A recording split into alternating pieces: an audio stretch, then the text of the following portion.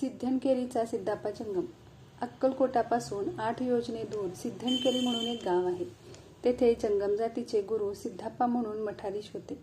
त्यांचे उत्पन्न मोठे असून हत्ती, घोडे, गायी, म्हशी वगैरे जनावरेही पुष्कळ होती. ते सात्विक असून भाविक होते. अक्कलकोटाची कीर्ती ऐकून श्रीच्या दर्शनाकरिता शिष्यवर्गासह मेण्यात बसून ते आले व अक्कलकोटी पेठेतील जंगमाच्या मठात उतरले. त्या दिवशी श्रीची स्वारी गावाबाहेरील जंगमाच्या मठात विराजमान झालेली होती. संस्थानी जंगम गुरु स्नान वगैरे करून पायी चालत श्रीच्या दर्शनास आले. समर्थांचे दिव्य तेज पाहून सिद्धापांनी साष्टांग नमस्कार घातला. पूर्वसंस्काराच्या योगाने अंतःकरणात एकदम प्रकाश पडून अज्ञान नाहीसे झाले व समर्थाचे गुणानुवाद गाऊन नाचू लागले. नाचता नाचता एकदम श्रीचे चरण धरून म्हणाले, महाराज, आज माझे मनोरथ पूर्ण झाले. आपल्या दर्शनाने कृत्यकृत्य झालो. आता ही महंती काय चुलीत घालायची आहे. महाराज, आता या चरणाशिवाय काही नको, असे म्हणून श्रीचे पुढे उभे राहिले. संध्याकाळ झाली. अन्नपाणी काही नाही. सर्व शिष्यमंडळीस उपवास पडला. असे पाहून श्री सिद्धापास म्हणाले, अरे, तुला एक भाकर देतो, ती पचेल काय? सिद्धापा म्हणाले, महाराज, आपण कृपा करून जे द्या ते मलाच पचेल असे नाही, तर पाहिजे त्यास पचेल. इतक्यात तेथे समोरच एक धनगर आला. त्यास समर्थ म्हणाले, अरे धनगरा, तुझ्याजवळ भाकर आहे, ती इकडे आण. असे श्रीचे वचन ऐकताच धनगराने भाकरी महाराजापुढे ठेवली. ती घेऊन महाराजांनी सिद्धापास दिली. जंगम हे शिवभक्त असून फक्त जंगमाशिवाय कोणाकडेही अन्नोदक घेत नाही. कोरान्न मात्र घेण्याचा त्यांचा पर्याय आहे. असे असूनही सिद्धापाने ती प्रासादिक भाकर ताबडतोब भक्षण केली. तो काय चमत्कार झाला पहा. मठ महंतीचा ताठा सुटला. देहहंता गलित झाली. ब्रह्मस्वरूपी एकत्व वृत्ती रंगली. कोणतेही भान राहिले नाही. अशी सिद्धापाची स्थिती झाली. समर्थाने त्यास जवळ बोलवून सांगितले की तुम्ही आपल्या संस्थानी जाऊन अभिन्नत्वाने ब्रह्मस्थिती भोगावी. स्वतः निस्पृह निर्लोभपणे वागून सर्व लोकांस प्रिय मधुर भाषणाने संतोष द्यायचा. अशी आज्ञा होता सिद्धापा सिद्धनकेरीस निघून गेले. पुढे ते निराभिमान स्थितीने वागून शेवटी मुक्त झाले. याप्रमाणे श्रीची कृपा त्याचवर झाली. रामाचार्य सीतारामाचार्य यांचे गर्वहरण. एक वेळ महाराज खेडमणूर म्हणून भीमातीरी गाव आहे, तेथे जाऊन यल्लमादेवीचे स्थान आहे, त्यात सेवेकऱ्यासह उतरले. त्या गावी राहणारे सीतारामाचार्य व रामाचार्य असे दोघे विद्वान ब्राह्मण होते. मणूरचे पाटील आप्पासाहेब हे वैष्णव असून समर्थांचे प्रेमळ भक्त होते. त्यांनी श्रीची षोडशोपचारे पूजा करून चरणतीर्थ कुटुंबातील सर्व माणसांना दिले. हे पाहून रामाचार्यादिक मंडळी वैषम्यभाव उत्पन्न होऊन ते रागाने म्हणाले, काय हो, हे यती भ्रष्ट झालेले. यास जात नाही, कुल नाही, गोत्र नाही, पाहिजे त्या ठिकाणी अन्न घेतात आणि त्यात आमचे पाटील सारखे त्यांचे चरणतीर्थ घेतात. याकरिता यास जातीच्या बाहेर ठेवावे. यांच्याशी कोणत्याही प्रकारचा व्यवहार ठेवू नये. हे बोलणे ऐकून सीतारामाचार्य म्हणाले, अहो, विचार केल्या वाचून कोणतेही साहस कर्म करू नये. यतीची परीक्षा करून अनुभव घेऊ, नंतर जे करणे असेल ते करा. मंडळी म्हणाली, परीक्षा कशी घ्यावी? सीतारामाचार्य म्हणाले, आपण वेदातील मंत्रऋचा तसेच भागवत गीता यातील कठीण श्लोक आपल्या मनात अर्थासह अर्धे म्हणावे व अर्धे जर अर्थासह यतीने म्हणून दाखवले तर त्यास आम्ही अवतारी पुरुष समजून मग त्यांचे चरणतीर्थ प्रसाद घेण्यास कोणतीही हरकत नाही. ही युक्ती सर्वांस पटून दुसरे दिवशी परीक्षा पाहण्याकरिता सर्व मंडळी यल्लामाच्या देवालयात आली. प्रातःकाळची वेळ होती. समर्थासाठी गुडगुडी भरून मैंदर्गीचा जमादार उभा होता. महाराज जागृत होऊन उठून बसले.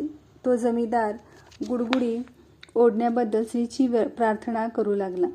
महाराज मोठ्याने बोलले की आज प्रथम तुम्ही ओढा. आमची परीक्षा पाहण्याकरिता वीर समाज आले आहे.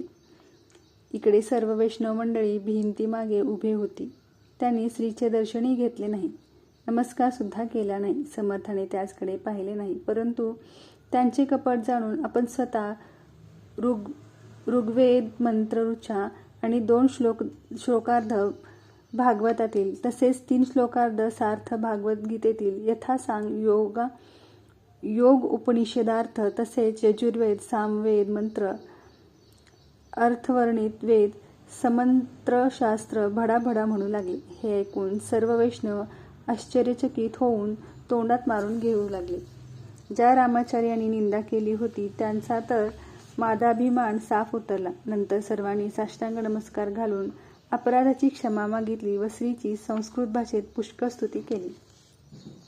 महाराज, आपण पूर्ण ईश्वरावतार आहात असे म्हणून सर्वांनी श्रीचे चरणतीर्थ प्रसाद घेऊन महाराजांची अघटित लीला गात ते घरी गेले. असो, मुलाने आईचे कितीही अपराध केले तरी मुलगा मरावा किंवा त्याचे नुकसान व्हावे असे आईच्या मनात केव्हाही येत नाही. तसेच समर्थांचेही आम्ही अज्ञानपणे कितीही अपराध केले आणि केलेल्या अपराधाची पश्चातापयुक्त क्षमा मागितली तर ही सद्गुरू माऊली केव्हाही मारणार नाही व मारल्याचे उदाहरणही नाही. अशी काय ती एक आमची सद्गुरू माऊली अक्कलकोट निवासी श्री स्वामी समर्थच होय. काजळे गावाचे गोविंद मोहिते. मोगलाईतील धाराशिवनजीक काजळे गावी गोविंदन मोहिते नावाचा एक गृहस्थ राहत होता. त्यास पुत्रसंतान नसल्यामुळे श्रीच्या प्रसादाने पुत्र झाला. एके दिवशी गोविंदरावाने अक्कलकोटी येऊन श्रीस साष्टांग नमस्कार घातला व तो प्रार्थना करू लागला की महाराज, प्रपंच फार वाढला आणि उत्पन्नही कमी. अशा स्थितीत अब्रूने दिवस कसे निघतील याची काळजी फार वाटते. काय करावे? हे ऐकून समर्थ म्हणाले, तुमचे शेतात विहीर खणावी, ऊस हळद लावावी. गोविंदराव म्हणाला, पुष्कळ विहिरी खणल्या परंतु पाणी लागत नाही. समर्थ म्हणाले, औदुंबर, पिंपरी, पिंपळ यांच्या मध्यभागी खणावे म्हणजे पाणी मिळेल. अशी श्रीची आज्ञा होताच गोविंदराव गावी निघून गेले. विहीर खणून पाहिली परंतु पाणी लागले नाही. निराश होऊन गोविंदराव परत अक्कलकोटी आला व श्रीची प्रार्थना करू लागला. महाराज, आज्ञेप्रमाणे खणून पाहिले परंतु पाणी मिळाले नाही. समर्थ म्हणाले, अरे, काळ्या हत्तीचे डोके फोडल्यावर धोधो पाणी वाहील. गोविंदरावास श्रीच्या बोलण्याचा अर्थ कळेना व तो विचारू लागला की महाराज, हत्तीचे मस्तक म्हणजे काय? श्रीपाद भट म्हणाले, औदुंबरा शेजारी हत्तीसारखा दगड आहे, तो फोडल्यावर पाणी लागेल असा श्रीच्या बोलण्याचा अर्थ आहे. गोविंदरावास आनंद होऊन श्रीची आज्ञा घेऊन तो घरी गेला व तो दगड फोडताच हत्तीच्या सोंडेसारखा झरावा लागला. मोहित्यास व सर्व लोकांस आश्चर्य वाटले. पुढे पाण्याच्या योगाने शेतात श्रीकृपेने धान्यही पुष्कळ पिकू लागले. गोविंदरावास जी प्रपंचाची काळजी होती ती समर्थ कृपेने दूर होऊन श्रीच्या भजन पूजनात त्याने आपला गोविंदपंत कुलकर्ण्याची पोटदुखी घालवली. अक्कलकोटानजीक एका कोसावर ममदाबाद म्हणून बोरी नदीचे काठी एक गाव आहे. त्या गावी गोविंदपंत कुलकर्णी नावाचे ऋग्वेदी ब्राह्मण राहत असत. त्यास भोजन केल्यावर पोटात अग्नी लागल्यासारखे होऊन खाल्लेले अन्न ओकून पडत असे. या व्याधीने ते पुष्कळ त्रासून गाणगापुरास गेले व त्यांनी श्रीची सेवा केली. काही दिवस गेल्यावर त्यांस असा दृष्टांत झाला की तुला परब्रह्माने दर्शन झाल्यास व्याधीपासून मुक्त होशील. असे स्वप्न पाहून गोविंदराव जागे झाले व विचार करू लागले की या कलियुगात महान योग्यांना सुद्धा दर्शन होण्यास कठीण पडते. ते परब्रह्म मला कसे दिसेल असा विचार करीत बसले असता तेथे एक कुष्ठरोगी विद्वान ब्राह्मण बाबा भट म्हणून श्रीचे सेवेस होता. त्यास गोविंदपंत स्वप्न सांगून म्हणाले, मी कुटुंबवत्सल ब्राह्मण आहे. मला मुमुक्षत्व, वैराग्य वगैरे काही नाही. असे असता मला परब्रह्मदर्शन कसे होईल हे कृपा करून सांगा. नंतर बाबा भटाने श्रीची प्रार्थना केली तेव्हा परत दृष्टांत झाला की ते परब्रह्म अक्कलकोटी आहे. तेथे जाऊन घरे झाडावी म्हणजे प्राप्त होईल.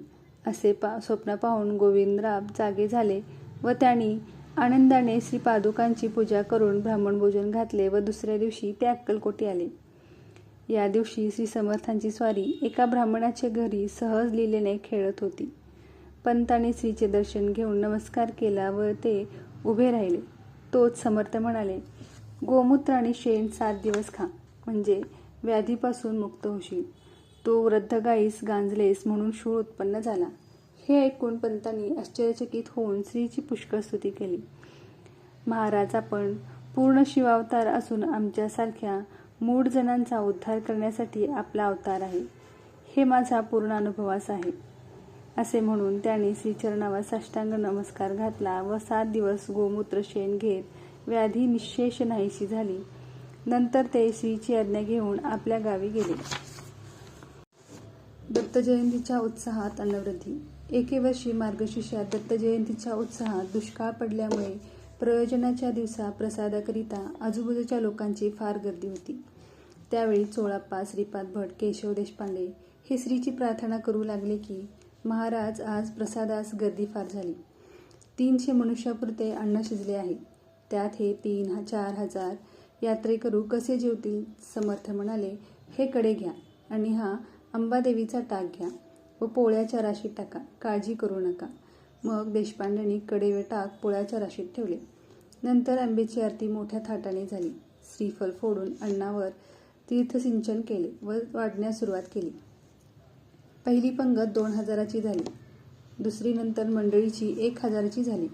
तिसरी मुसलमान, महार वगैरे लोकांची 1000ची बसली. कोणीही प्रसादाने शिवाय राहिले नाही. सर्वांनी स्वामीचाच जय जयकार केला. महाराज म्हणाले, अरे, कडे आणि टाक इकडे आणा. असे श्रीचे वाक्य ऐकून देशपांड्यांनी कडे व टाक आणून श्री पुढे ठेवले. नंतर महाराजांचे भोजन झाले. रात्री कीर्तन, गायन वगैरे होऊन जिकडे तिकडे आनंद झाला.